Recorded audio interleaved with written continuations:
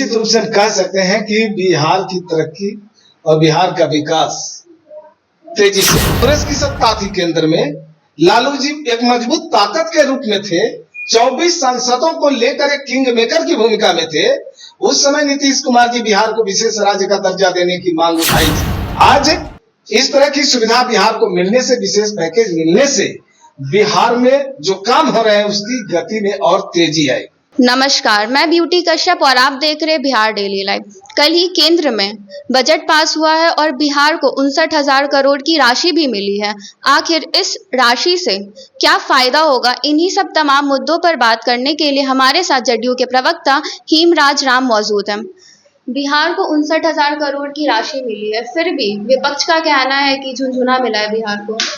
देखिए, इस बजट में बिहार के लिए जो मिला है, निश्चित रूप से हम कह सकते हैं कि बिहार की तरक्की और बिहार का विकास तेजी से होगा। और विपक्ष जो ये सवाल उठा रहे हैं कि ये झुनझुना है, तो विपक्ष को शर्म आनी चाहिए और इस बिंदु पर तो कम से कम बोलने का उनको नैतिक अधिकार नहीं है। और इसलिए नहीं है कि जब कांग्रेस की सत्ता थी केंद्र में, लालू जी एक मजबूत ताकत के रूप में थे, 24 सांसदों को लेकर एक किंग मेकर की भूमिका में थे। उस समय नीतीश कुमार जी बिहार को विशेष राज्य का दर्जा देने की मांग उठाई थी, लेकिन लालू जी ने इसका समर्थन करने के बजाय इस पर इनका विरोध भी किया और वो अपना गृह मंत्रालय की मांग करते रहे केंद्र सरकार से। तो उन्हें अपने परिवार की चिंता थी, अपने व्यक्तिगत हित की चिंता थी और नीतीश कुमार को बिहार की चिंता थी। और इसको लेकर के लगातार नीतीश कुमार जी विशेष राज्य के दर्जे की मांग को लेकर के हमेशा लड़ते रहे, संघर्ष करते रहे।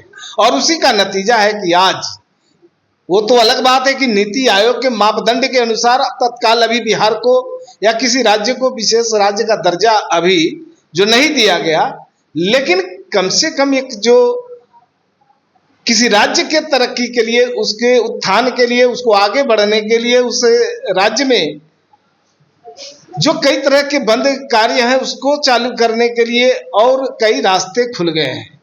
तो बिहार के लिए भी एक अच्छा अवसर मिल गया है और इस राशि से बिहार में कई एक्सप्रेसवे का निर्माण होना है, मेडिकल कॉलेज से लेकर एयरपोर्ट का विस्तार होना है, कई पर्यटक स्थलों का भी विस्तार और विकास होना है। कई क्षेत्रों में महत्वपूर्ण काम होंगे, जो काम बिहार सरकार अपने बलबूते पे, अपने संसाधन पे कर रहे थे। आज इस तरह की सुविधा बिहार को मिलने से, विशेष पैकेज मिलने से बिहार में जो काम हो रहे हैं उसकी गति में और तेजी आई। विपक्ष का तो ये भी कहना है कि जिस एक्सप्रेसवे की बनने की बात की जा रही थी उसका विचार पहले से किया जा रहा था, इसमें नया क्या है? देखिए, दरअसल विपक्ष को झूठ बोलने की आदत है और जनता के बीच में जाके झूठ परोसने की आदत है, लेकिन उसका कलई खुल चुका है। जनता भी समझ चुकी है, जनता नादान नहीं है, इनके झांसे में आने वाली नहीं।